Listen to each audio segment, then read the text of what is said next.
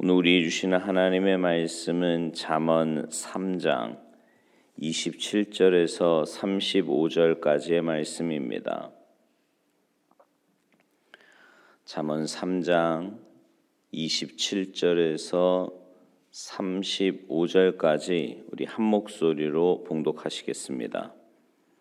함께 봉독하십니다. 시작. 내 손이 선을 베풀 힘이 있거든 마땅히 받을 자에게 베풀기를 아끼지 말며 내게 있거든 이웃에게 이르기를 갔다가 다시 오라 내일 주겠노라 하지 말며 내 이웃이 내 곁에서 평안히 살거든 그를 해하려고 꾀하지 말며 사람이 내게 악을 행하지 아니하였거든 까닭없이 더불어 다투지 말며 포악한 자를 부러워하지 말며 그의 어떤 행위도 따르지 말라. 대저 패역한 자는 여호와께서 미워하시나 정직한 자에게는 그의 교통하심이 있으며 악인의 집에는 여호와의 저주가 있거니와 의인의 집에는 복이 있느니라.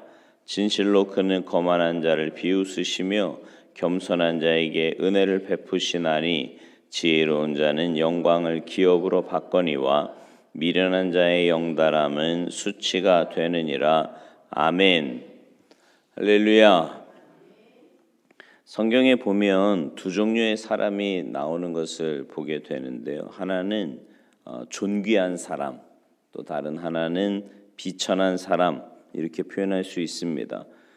그런데 이 세상에 사는 사람들은 누구나 다 존귀한 사람으로 살기를 원할 겁니다. 그러면 존귀한 사람은 어떤 사람입니까? 오늘 본문이 있는 이 잠언 3장이에요. 앞에 4절을 좀 한번 보시겠어요? 4절. 우리 같이 좀 읽어볼까요? 시작. 그리하면 내가 하나님과 사람 앞에서 은총과 귀중히 여김을 받으리라. 아멘. 하나님과 사람에게 은총과 귀중히 여김을 받는 존재, 그런 인생이 바로 존귀한 인생이 아니겠습니까?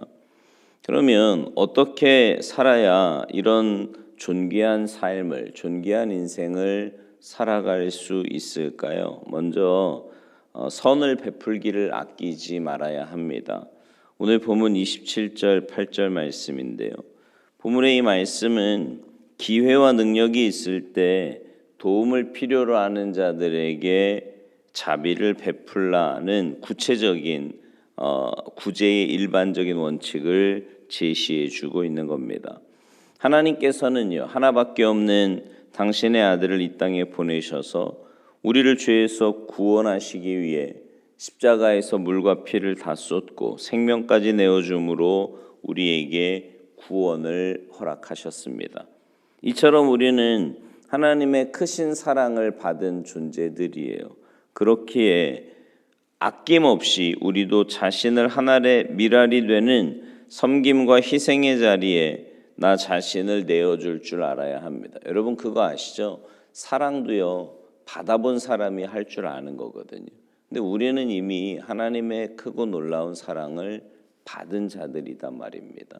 우리도 그 사랑을 베푸는 게 마땅하다라는 거지요. 특별히 오늘 본문에 보면 필요를 느끼는 사람에게 내일 주겠다 하지 말라, 이렇게 말씀하십니다. 이 말은 주저하지 말고 즉시 선을 행하라는 뜻이지요. 모든 것이 다 주님의 것이라고 생각하는 사람은 즉시 선을 베풀 수가 있는 겁니다. 그런데 다 자기 거라고 생각하는 사람은 베풀기가 어려워요. 여러분 생명도 건강도 시간도 내가 가진 모든 것도 다 하나님께서 우리에게 선물로 주신 것이고 또 맡기신 것들입니다. 그러므로 나에게 맡겨주신 이런 것들을 가지고 이웃에게 나누는 것, 이건 당연한 거지요.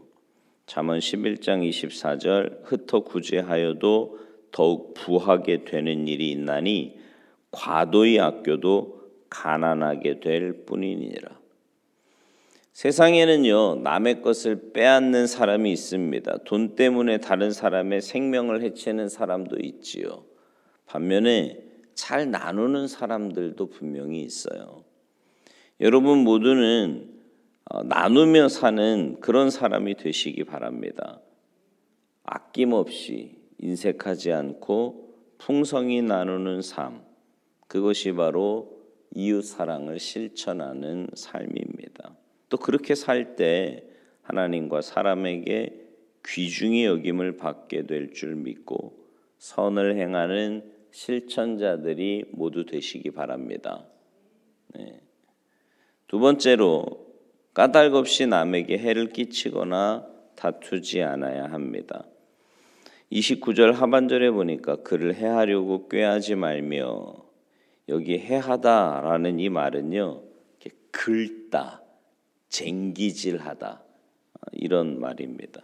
이 말은 농부가 파종을 준비하기 위해 밭을 가는 것처럼 의도적으로 악을 계획하고 조장하는 것을 말합니다. 이 말씀도요, 이웃 사랑을 실천하는 하나의 방식을 말하는 거예요. 평화롭게 사는 사람을 까닭없이 괴롭히지 말라는 겁니다. 남을 해하기 위해 의도적으로 악을 계획하고 준비해서는 안 된다는 거지요. 30절에도 보면 사람이 내게 악을 행하지 아니하였거든 까닭없이 더불어 다투지 말며, 이렇게 말씀해요. 이웃이 우리에게 악을 행하거나 어떤 피해도 주지 않는 이상 그들과 더불어 다투거나 분쟁을 일으키지 말라는 말씀입니다. 남을 해치고자 하는 악한 생각을 품고 있는 사람은 절대로 행복할 수 없고 존귀한 삶을 살 수 없다는 거죠. 근데 여러분, 사실 예수 조금만 오래 믿은 사람이라면 일부러, 그것도 평화롭게 사는 이웃을 향해 혹은 주변에 있는 사람을 향해서 어떤 악을 행하고자 하는 사람 거의 없을 거예요. 여러분 가운데 있으세요? 남이 이렇게 좀 잘 살고 평안하게 사는 사람 보면 막 배 아파서 어떻게 해서든지 막 괴롭게 하고 싶고 못 살게 하고 싶고 뭐 이런 마음 가진 적 있으십니까? 거의 없지요. 네, 아마 없으실 거예요. 그러면 이 말씀을 우리가 어떻게 우리의 삶에 적용할 수 있을까요? 왜 그런 사람 있지 않습니까? 나와 삶의 방식이 좀 달라요. 뭐 말하는 거나 행동하는 것이 내 기준이나 생각과 좀 다르다 말입니다. 여러분 그런 사람 보면 어떤 마음이 드세요? 그냥 나랑 좀 다른 사람이구나 이렇게 생각하고 그냥 내버려 두십니까? 아니면 그게 아니라고 사는 모습이나 혹은 생각하는 거나 가치관이나 이런 거를 자꾸만 막 바꾸려고 이렇게 주입을 하시나요? 만약에 후자 쪽이라면 그러지 말라는 겁니다. 그냥 두라는 거지요. 왜요? 우리는요, 자라온 환경이 다르고요, 삶의 방식이 다 다르잖아요. 그냥 그 다름을 인정하라는 겁니다. 제가 그런 말씀 드렸던 거 기억하십니까? 진리가 아닌 문제에 대해서는 좀 넓은 마음을 가지라고요. 그냥 있는 모습 그대로 인정하라 말입니다. 여러분 사실 하나님이 우리를 보실 때 그러셨잖아요. 있는 모습 그대로 이렇게 여러분을 인정해 주시고 용납해 주시고 품어 주시지 않았습니까? 그래서 우리가 이렇게 살고 있는 거 아니겠어요? 만약에요, 하나님이 자신의 온전하신 같이 우리를 막 바꾸려고 하셨다면 누가 남아 있겠습니까? 그러니까 우리도 역시 그렇게 좀 있는 모습 그대로 넉넉한 마음으로 또 사랑의 마음으로 품는 마음으로 상대방을 대할 수 있어야 한다는 겁니다. 그것이 바로 하나님과 사람 앞에서 존귀한 자의 삶의 모습입니다. 마지막으로 겸손한 사람이 되어야 합니다. 오늘 본문 34절 보세요. 진실로 그는 거만한 자를 비웃으시며 겸손한 자에게 은혜를 베푸시나니. 누구에게 은혜를 베푸신대요? 겸손한 자에게 은혜를 베푸신답니다. 하나님은요, 교만한 사람 물리치시고요, 겸손한 사람에게 은혜를 베푸십니다. 잠언 18장 12절. 사람의 마음의 교만은 멸망의 선봉이요 겸손은 존귀의 길잡이니라. 잠언 29장 23절.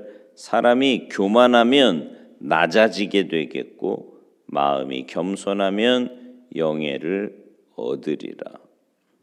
이 겸손한 자라는 말의 원어는요, 뜻이 꽤 많이 있어요. 온순한 자라는 뜻도 있고요, 거룩한 자라는 뜻도 있고요, 이렇게 낮추는 의미도 여기에 하여튼 굉장히 다양한 의미가 있습니다. 그리고 이 말들은 모두 성경에서 하나님의 자비와 긍휼을 받을 수 있는 자격의 소유자들이라는 의미가 거기에 있습니다. 그런 점에서 겸손한 자는 하나님의 은혜의 대상을 포괄적으로 일컫는 말입니다. 겸손한 자가 복을 받게 된다는 것은 분명하지요. 반대로 교만하면 잘 되는 경우가 없어요. 교만하면 망한다라는 것이 성경의 가르침입니다. 여러분, 사탄의 시작도 하나님처럼 되려고 하는 타락한 천사로부터 시작된 거 아닙니까? 하나님의 주인 되심, 하나님의 왕 되심을 거부하고 자신이 주인 되고 왕 되려는 출발에서부터 교만이 시작된 겁니다. 그러니 어떻게 교만한 자가 하나님께 존귀함을 받겠으며 하나님께 은혜와 복을 받겠습니까? 여러분, 사람도 그렇지 않습니까? 여러분 주위에 교만한 사람 혹시 보셨어요? 보시면 어떤 생각이 들던가요? 별로 옆에 있기 싫지요. 불편하지 않습니까? 근데 문제는 뭐냐면 다른 사람의 교만한 모습은 되게 잘 보거든요. 근데 내가 교만한 거는 잘 몰라요. 교만한 줄도 몰라. 분명히 교만이거든요, 그거. 근데 교만한지도 모르고 살아갈 때가 많다는 거죠. 그러니까 여러분 이렇게 생각하시면 맞아요. 아우, 저 사람 참 교만해. 아우, 꼴 보기 싫어. 그 모습이 나한테 있다고 보시면 맞습니다. 나한테 있으니까 그게 보이는 거라니까요. 여러분, 하나님과 사람 앞에서 존귀함을 받는 사람은 바로 겸손한 사람입니다. 근데요, 이 겸손이라고 하는 것은 사실 나의 성품이 아니고 주님의 성품입니다. 내 안에 계신 주님이 내 인생의 주인이 되시고 내 생각과 말과 행동의 주인이 되실 때 우리는 겸손한 삶을 살게 될 줄로 믿습니다. 내가 겸손한 척 하려고 하면요, 때로는 비굴해 보이기도 하고요.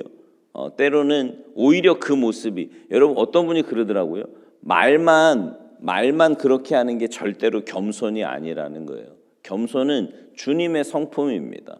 내 안에 계신 그 주님의 인도하심 따라 온전히 순종할 때 우리는 겸손한 삶을 살게 된다는 거지요. 바라기는 오늘 말씀 기억하시고 여러분 선을 베풀기를 아끼지 마시고요. 까닭 없이 남에게 해를 끼치거나 다투지 말며, 그러니까 좀 있는 모습 그대로 좀 내버려 두고요. 겸손한 사람이 되셔서 하나님과 사람 앞에 존귀한 자로 인정받고 살아가는 여러분 모두가 되시기를 주님의 이름으로 축원합니다. 기도하시겠습니다. 하나님, 우리의 삶의 모습이 날마다 주님 닮아가는 참된 그리스도인이 되기를 소망합니다. 하나님이 인정하시는 참된 그리스도인, 또 사람들이 보기에도 정말 본받을 만하고 진짜 신앙인이라고 인정할 만한 그런 존귀한 삶을 살기를 원하는데 하나님께서 가르쳐 주신 말씀의 원리에 온전히 순종하게 하시고 내 힘으로가 아니라 내 안에 계신 주님의 인도하심 따라 온전히 순종하여서 하나님이 기뻐하시고 사람들이 인정하는 존귀한 자의 삶을 살아갈 수 있도록 은혜 내리어 주시옵소서. 감사드리며 예수님의 이름으로 축복하며 기도하옵나이다. 아멘.